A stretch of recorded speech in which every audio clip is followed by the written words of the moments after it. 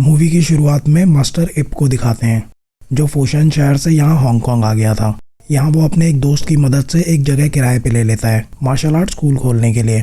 पर कई दिन बीत जाते हैं, उसे कोई स्टूडेंट नहीं मिलता। फिर एक दिन वो घर आता है, उसकी वाइफ चैंग प्रेग्नेंट है। तभी उसका बेटा आता है और चैंग से कहता है उसे स्कूल फीस भरनी है। चैंग उसे पैसे देती है।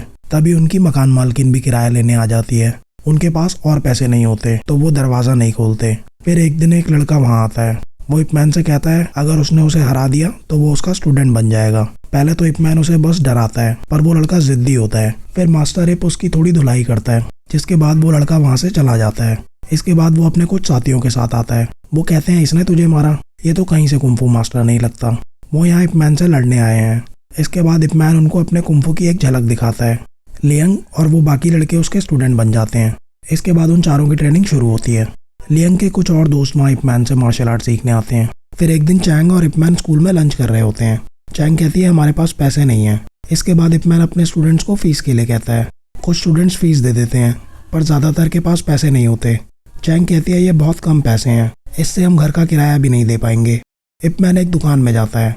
वहाँ एक आदमी को कुछ दुकान वाले मार रहे होते हैं। इप मैन देखता है ये तो उसका दोस्त क्वान है। वो उसे उस दुकान वालों से बचाता है। वहाँ क्वान का बेटा भी होता है। वो उसे क्वान के पास ले जाता है। वो बताता है जापानीज ने उसके सर पे गोली मार दी थी, जिससे अब उसे कुछ याद नहीं है। इप मैन को लगता है ये सब उसकी गलती है, उसकी वजह से ही क्वान की यह हालत हुई है। फिर इप मैन याओ को कान के पास ले जाता है। कान उसे काम पे रख लेता है। फिर एक दिन लियोंग अपने स्कूल के पोस्टर्स लगा रहा होता है। तभी वहाँ कुछ लड़के आते हैं और उसका पोस्टर फाड़ देते हैं। वो मास्टर हंग के स्टूडेंट हैं। इसके बाद दोनों लड़ने लगते हैं और लियोंग उसे हरा देता है, पर उसके साथी लियोंग को पकड़ लेते हैं। इसके बाद कुछ लड़के इप मैन के स्कूल आते हैं और उससे कहते हैं लियोंग को उन्होंने पकड़ रखा है, उसे छुड़ाने के लिए पैसे लेके फिश मार्केट में आना होगा। इसके बाद इप मैन फिश मार्केट जाता है। वो वहाँ उन लड़कों से कहता है वो उनके मास्टर से मिलना चाहता है, पर वो उससे लियोंग को छोड़ने के बदले पैसे मांगते हैं जो इप मैन के पास नहीं होते। इप मैन उन्हें कहता है शांत हो जाओ या फिर पिट के ही मानोगे, पर यह लातों के भूत हैं, बातों से कहाँ मानेंगे। तो इप मैन इन्हें इनकी भाषा में समझाता है, लेकिन ये लोग हर तरफ से आ रहे थे। इसके बाद इप मैन लियोंग से कहता है मेरे साथ रहना। जैसे ही वो वहाँ से बाहर आते हैं, सामने से जिन अपने साथियों के साथ आता है, लेकिन मास्टर इप को देख के वो अपना रास्ता बदल लेता है। तभी वहाँ मास्टर हंग आ जाता है। वो इप मैन से कहता है तुम्हें मार्शल आर्ट सिखाने की परमिशन किसने दी, क्या तुम्हें यहाँ के रूल्स पता हैं? मास्टर हंग के साथ एक पुलिस वाला होता है जो इप मैन, लियोंग और जिन को पकड़ लेता है। वो मास्टर हंग से कहता है चलो हमें देर हो रही है। इसके बाद मास्टर हंग उसके साथ पुलिस स्टेशन जाता है, जहाँ एक अंग्रेज ऑफिसर को हंग पैसे से भरा एक बैग देता है। इसके बाद वो हंग को वहाँ से जाने के लिए कहता है। एक पुलिस वाला इप मैन के घर आता है।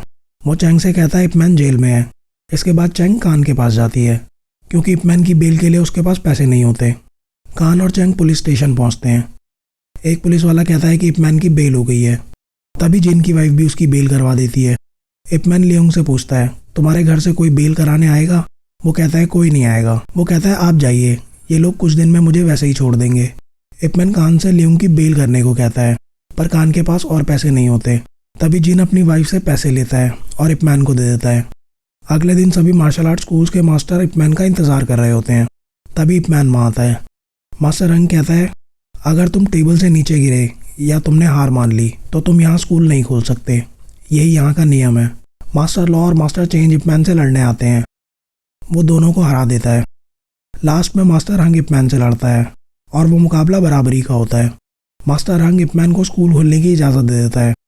वो कहता है उसे हर महीने $100 देने होंगे, जो उसके स्कूल की प्रोटेक्शन के लिए है। इप मैन कहता है वो कोई पैसा नहीं देगा।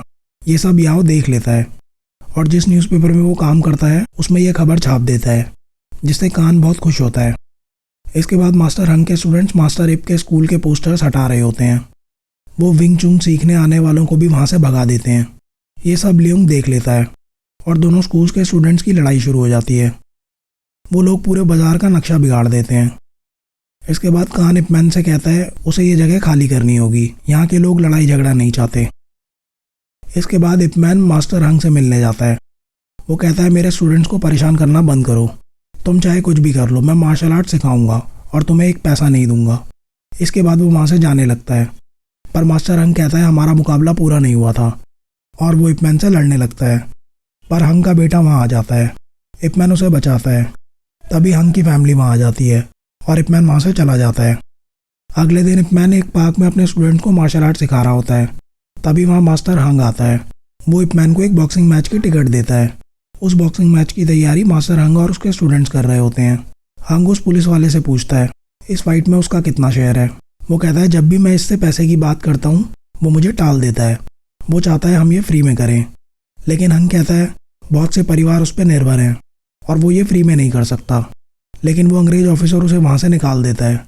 उसके आदमी भी वहाँ से जाने लगते हैं, पर मास्टर हंग उन्हें काम करने को कहता है। कंपटीशन शुरू होने वाला होता है और मास्टर हंग के स्टूडेंट्स रिंग में अपने मार्शल आर्ट्स दिखा रहे होते हैं। तभी बॉक्सिंग चैंपियन ट्विस्टर रिंग में आता है।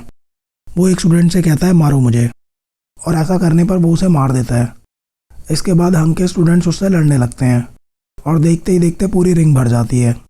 तभी लियोंग पीछे से उसे मारने आता है, लेकिन ट्विस्टर उसे बेहोश कर देता है। ये देखकर इपमैन और मास्टर हंग रिंग में आ जाते हैं और सबको रोकते हैं। मास्टर हंग कहता है कि ट्विस्टर को उनसे माफ़ी मांगनी होगी। ट्विस्टर कहता है मुझे हराओ और मैं तुमसे माफ़ी मांगूंगा। मास्टर हंग और ट्विस्टर की लड़ाई शुरू होती है। पहले राउंड में मास्टर हंग ट्विस्टर पे भारी होता है, पर उसकी सांस फूलने लगती है और ट्विस्टर उसे मारने लगता है। इपमैन कहता है कि मास्टर हंग को रुक जाना चाहिए, लेकिन हंग कहता है उसने चाइनीज़ मार्शल आर्ट्स की बेइज्जती करी है, वो नहीं रुक सकता। इसके बाद ट्विस्टर मास्टर हंग को और पीटता है और वो गिर जाता है। इपमैन टॉवल फेंक के लड़ाई रोकने वाला होता है, पर हंग उसे रोक देता है और एक बार फिर से खड़ा हो जाता है। लेकिन अब मास्टर हंग बहुत थक चुका था और ट्विस्टर उसे मारने लगता है। मास्टर हंग रिंग की रस्सी पकड़ लेता है और ट्विस्टर उसे एक के बाद एक मुक्के मारता है। फाइट खत्म होती है, लेकिन इस लड़ाई में मास्टर हंग मारा जाता है। इसके बाद उस अंग्रेज अफसर का सीनियर उसे कहता है अखबार में उनके खिलाफ छपा है कि वो लोग चाइनीज़ लोगों को परेशान कर रहे हैं। जिसके बाद वो अपने आदमियों को न्यूज़पेपर के ऑफिस भेजता है। ये न्यूज़पेपर कान का है। वो लोग वहाँ जाकर कान को पकड़ कर ले आते हैं और वो अंग्रेज अफसर कान को जेल में बहुत मारता है। इसके बाद वो ऑफिसर एक प्रेस कॉन्फ्रेंस में बोलता है हम एक और मैच रखेंगे जिसमें ट्विस्टर किसी भी चाइनीज़ फाइटर से लड़ने को तैयार है। इसके बाद ट्विस्टर चाइनीज़ ट्रेडिशंस का मजाक उड़ाता है। तभी इपमैन वहाँ आता है और ट्विस्टर को लड़ने के लिए चैलेंज करता है। इसके बाद इपमैन अपनी प्रैक्टिस शुरू करता है। वहीं कान अपने वर्कर्स को कहता है हम सच लिखेंगे चाहे कुछ भी हो जाए। तभी फैट्सो वहाँ आता है। वो कहता है तुम लोग ये क्या लिख रहे हो, और वो कान को सब कुछ बता देता है। फाइट का दिन आता है। सब देखना चाहते थे कौन बेहतर है और फाइट शुरू होती है। ट्विस्टर बहुत स्ट्रांग होता है। वो इपमैन को यहाँ से वहाँ फेंकता है, पर इपमैन उसके पंचेस को रोकता है। वो एक बार फिर से इपमैन को फेंक देता है और एक जोरदार पंच मारता है, जिससे इपमैन ज़मीन पर गिर जाता है। रेडियो पर पूरा देश इस मैच की कमेंट्री सुन रहा होता है। रेफरी काउंटिंग स्टार्ट करता है, लेकिन इपमैन खड़ा हो जाता है और फाइट फिर से शुरू होती है। इस बार इपमैन ट्विस्टर के पंचेस को रोकता है और उस पर वार करता है। वो एक किक से उसे चित कर देता है, लेकिन ट्विस्टर भी तो ढीठ है एकदम। वो फिर से खड़ा हो जाता है और राउंड खत्म होता है। अगले राउंड में इपमैन अपनी पंचेस की स्पीड से ट्विस्टर की हालत ख़राब कर देता है और फिर से उसे एक ज़ोरदार किक मारता है। लेकिन राउंड ख़त्म होने के बाद वो इपमैन को एक ज़ोरदार पंच मारता है, जिससे वो गिर जाता है। इसके बाद फाइट के ऑर्गेनाइजर्स डिसाइड करते हैं कि इपमैन अपनी किक यूज़ नहीं कर सकता। वो रेफरी को ये बताते हैं। रेफरी इपमैन को किक मारने से मना करता है और फाइट एक बार फिर शुरू होती है। एक बार फिर से ट्विस्टर इपमैन को अपने पंचेस से नीचे गिरा देता है। पूरा देश इस मैच को रेडियो पे सुन रहा होता है। तभी इपमैन को मास्टर हंग की बात याद आती है और वो एक बार फिर खड़ा हो जाता है।